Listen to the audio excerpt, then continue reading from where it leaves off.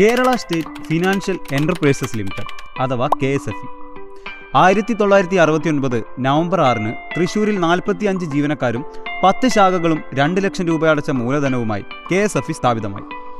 ഇന്ന് കേരള സർക്കാരിൻ്റെ ഏറ്റവും മികച്ച ലാഭം കൊയ്യുന്ന പൊതുമേഖലാ കമ്പനികളിൽ ഒന്നാണിത്. എന്നാൽ KSFE ചിട്ടി അടയ്ക്കാനും മറ്റും ഇപ്പോഴും ബ്രാഞ്ചിൽ പോയി അവിടെ നിന്നും പേയ്മെൻറ്റ് ചെയ്ത് കഷ്ടപ്പെടുന്ന ഒരുപാട് ആളുകളുണ്ട്. വാസ്തവത്തിൽ നമുക്ക് വീട്ടിലിരുന്ന് തന്നെ ഇത്തരം പേയ്മെൻറ്റുകൾ ചെയ്യാവുന്നതാണ്.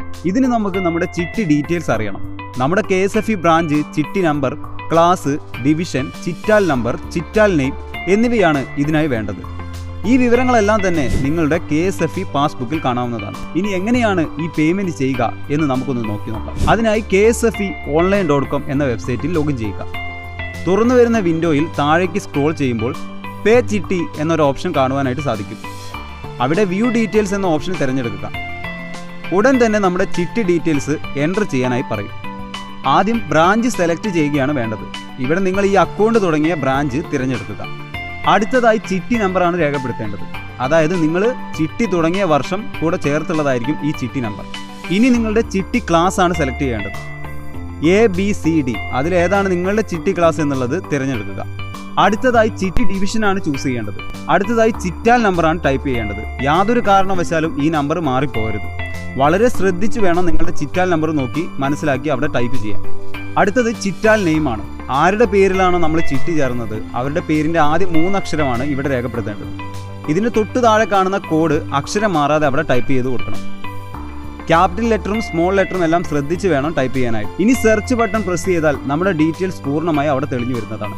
നമ്മളിപ്പം ഫില്ല് ചെയ്ത് കൊടുത്ത കാര്യങ്ങളും എത്ര രൂപയുടെ ചിട്ടിക്കാണ് ചേർന്നത്, എത്ര അടവാണ് വരുന്നത് എന്നതൊക്കെ അവിടെ വ്യക്തമായിട്ട് കാണുവാനായിട്ട് സാധിക്കും. അതൊക്കെ കണ്ടുകൊണ്ട് തന്നെ നമ്മൾ താഴേക്ക് സ്ക്രോൾ ചെയ്ത് പോകുമ്പോൾ അവിടെ എമൗണ്ട് പേയബിൾ എന്നൊരു ഓപ്ഷൻ കാണാം. നമ്മളൊരു മാസം അടയ്ക്കേണ്ട എമൗണ്ട് ആയിരിക്കും അത്. ഓക്കെ ആണെങ്കിൽ നിങ്ങൾ അവിടെ I accept terms and conditions എന്നതിൽ ക്ലിക്ക് ചെയ്ത് പേ അടിക്കുക. അടുത്തതായി വരുന്ന വിൻഡോയിൽ എല്ലാവിധ പേയ്മെൻറ്റ് ഡീറ്റെയിൽസും കാണാം. ഇതൊക്കെ ഒന്ന് ക്രോസ് ചെക്ക് ചെയ്തതിന് ശേഷം സെലക്ട് പേയ്മെൻറ്റ് ഗേറ്റ്വേ എന്നതിൽ ഏത് ബാങ്ക് ത്രൂ ആണ് പേയ്മെൻറ്റ് ചെയ്യേണ്ടത് എന്ന് തിരഞ്ഞെടുക്കുക. ആ ബാങ്കിൽ നിങ്ങൾക്ക് അക്കൗണ്ട് വേണമെന്ന് നിർബന്ധമൊന്നുമില്ല. എപ്പോഴും ട്രാൻസാക്ഷൻ ഫീ നിൽ എന്നുള്ള ബാങ്കാണ് തിരഞ്ഞെടുക്കേണ്ടത്. മറിച്ചാണെങ്കിൽ ചില ബാങ്കുകൾ ചാർജ് ഈടാക്കും. അപ്പം നിങ്ങൾ ബാങ്ക് സെലക്ട് ചെയ്ത് കഴിഞ്ഞാൽ ഓപ്പൺ ആവുന്ന വിൻഡോയിൽ പണം അടയ്ക്കാനുള്ള ഒരുപാട് ഓപ്ഷൻസ് കാണുവാനായിട്ട് സാധിക്കും. കാർഡ് വഴിയും UPI വഴിയും നെറ്റ് ബാങ്കിങ് വഴിയും ഒക്കെ നിങ്ങൾക്ക് പേയ്മെൻറ്റ് ചെയ്യാം. നമ്മൾ ഇന്ന് ഗൂഗിൾ പേ വഴി പേ ചെയ്യുന്നതാണ് കാണിക്കുന്നത്. അതിനായി UPIയിൽ ഗൂഗിൾ പേ സെലക്ട് ചെയ്യുക. അവിടെ നമ്മുടെ പേ ചെയ്യാനുള്ള എമൗണ്ട് കാണാവുന്നതാണ്.